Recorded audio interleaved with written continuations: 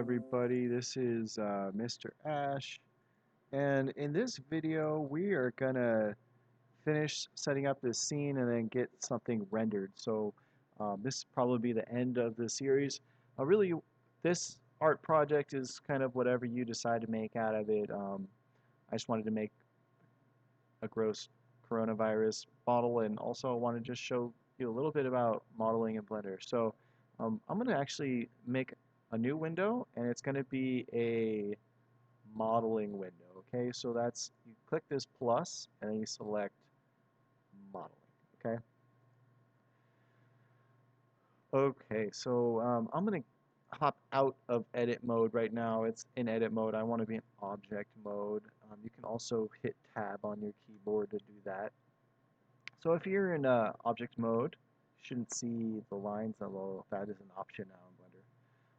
This is actually my finished model still. It still has my glowy, weird, non-photorealistic material on it. And what I would like to do is make a whole bunch of these, maybe not a huge amount because these are relatively heavy on the memory side. And I'd like to create a backdrop to render my model against.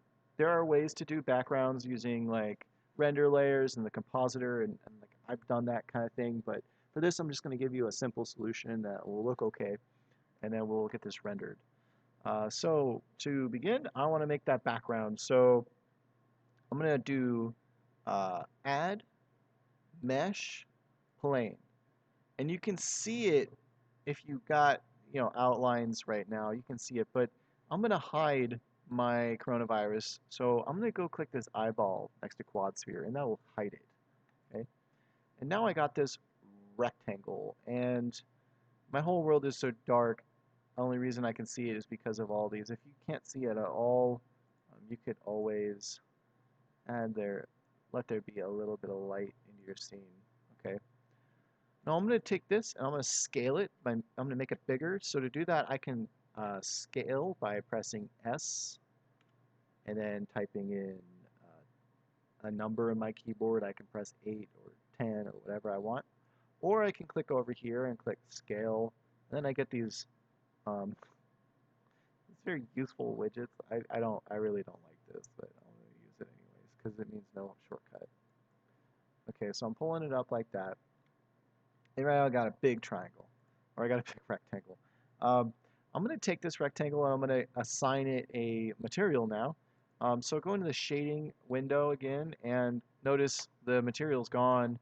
It's not really gone, it's because I'm on a different object. I am now creating materials on this object. I'm going to make a new material, and I'm going to just go with a emissive material, and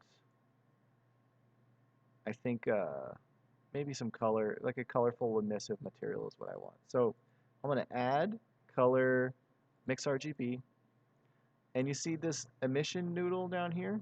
That's where we're going to plug our color into. And it works a lot like the color node, except whatever color you're plugging in, that's the color that's going to be spit out. I'm going to get another Musgrave texture and plug that in to the factor, and then I'm just going to set one to black and one to white so I can just see what this is. And so this gives us kind of like a cloud looking shape, and that is kind of great for just having a nice background that's a little varied. To make this look even better, I'm going to select these two and then hold Shift D on my keyboard. That duplicates it. And then this allows me to do two of these on top of each other. I'm just duplicating things. Shift D duplicates. And this just lets me chain some of these together. And then if I have one which is bigger and one which is slightly smaller, you get like an illusion of complexity, sort of, right? And then make it so that one is more dominant than the other. Yeah, looks good. Now this is black and white right now. I want it to be colorful, so I can color this using a few different things. Right now it's a mask, so I could plug this right into a mix RGB and mix two colors together, or I could use what's called the color ramp, which does the same thing, but you can add more than two colors. What I'm going to do is copy this mix color node, and I'm just going to do the first option, which is plug this nice complex mask that I've created into this new RGB node, and then let's pick some colors. So usually we talk about coronavirus, it's in a droplet, so I'm going to put some blue, and then maybe some pinkish kind of hazy things to make us think maybe there's something in the air. I don't know, I'm trying to make it look kind of creepy. I think blue is a little too light or too dark. Maybe I just need to lighten up a little bit. There we go. Now I'm going to take this, and instead of plugging it into color, I'm going to plug it into emission. And then when I switch to, does this look right? It just looks so stinking bright.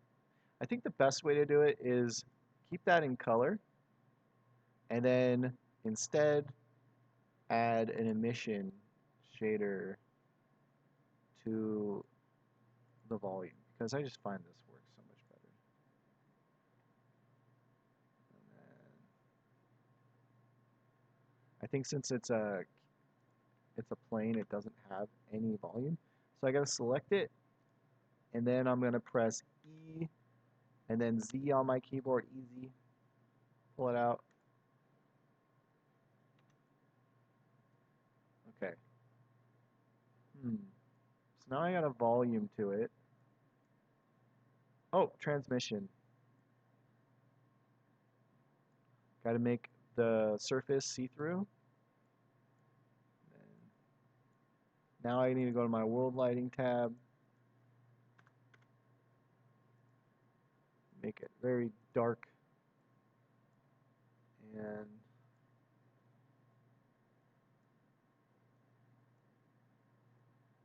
so close.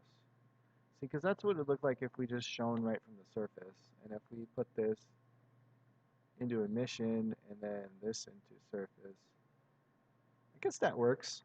Yeah. It's just not as colorful as I was hoping. Maybe I just need to play with these a little more. Maybe more. Yeah, something like that. That'll work. Okay. So, anyways, it's very much just a complicated way to make a mask with two colors in it, and I plug that into emission. I think that's our best bet. Yeah. And the whole bit about, making this into a solid, I wouldn't worry about that. I don't think that's necessary. Okay. Now, I'm going to re-bring in my beautiful coronavirus that I made. And hopefully this brings home some of these ideas for why we did it this way. So you got this coronavirus, and you see that those are the light. That's the light emanating from it, okay? And it's being cast, but you see there's no shadow, okay? And that's very important because you wouldn't have a shadow inside of a water droplet, right? It's not really how that works. So what I want to do now that I have uh, this created, and I think I'm going to actually go in here and I think I'm going to delete those words that I just added because I'm sorry, that was not a good use of my time. And now I need to rotate this. So I'm going to rotate it by pressing R on the keyboard, or I could um, use the little widget in my modeling tab. I'm going to do that. I'm going to click on this one, which is the rotate widget. And I'm going to go make sure I'm in this mode here, solid mode. And if I'm in object mode, there we are. Okay, you got to be in object mode. I can select rotate, and I can just turn this, and then I can press this one, which is translate, and I can move it back. And you see, this gives me a backdrop for my coronavirus. Now I need to move my camera, and I move my camera the same way, but right now it's kind of hard to know what you're going to see when you render this. So I'm going to be needing to cheat a little bit. So I'm going to turn this here into a new 3D viewport. okay? And I did that by just clicking here and changing it from outliner to 3D viewport. I'm going to press 0 with my mouse hovering over there. That gives me the camera view, okay? And then in this window, I'm going to click here. I'm going to press 0, and I'm going to shift, and then it's the button right above tab. It's called tilde. And when you do shift tilde, you can now move like you're in a first-person shooter game, and you can frame your picture. Okay, so I'm gonna, I don't know, put it like here. This is what we're gonna render when we're done. And now that that is done, I can take my coronavirus here, and I can duplicate it by Shift D and then drag them around. Shift D, Shift D, Shift D. You can take some of them now if you want, and I'm just using middle mouse wheel to navigate. I'm just going to move some closer to the camera, some farther away, like that. I'm going to grab some of them and just press R and then just rotate them. Click them, press R, rotate. And this is creating an illusion of variety. This is one thing that we designed, but we're going to shoot it multiple times. And I want one to be pretty close up to the camera because I'm trying to create that interesting visual. So I'm pressing 7 on my numpad to go to the top view, and then I'm just going to move this into the front of the camera.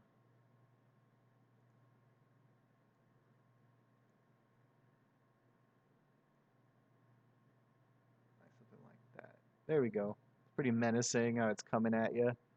And then maybe one of them would be, we want it to look extra small, but instead of actually making it further back, I'm just going to, duplicate. And then bring it in here, and I'm just going to make it a teeny tiny one.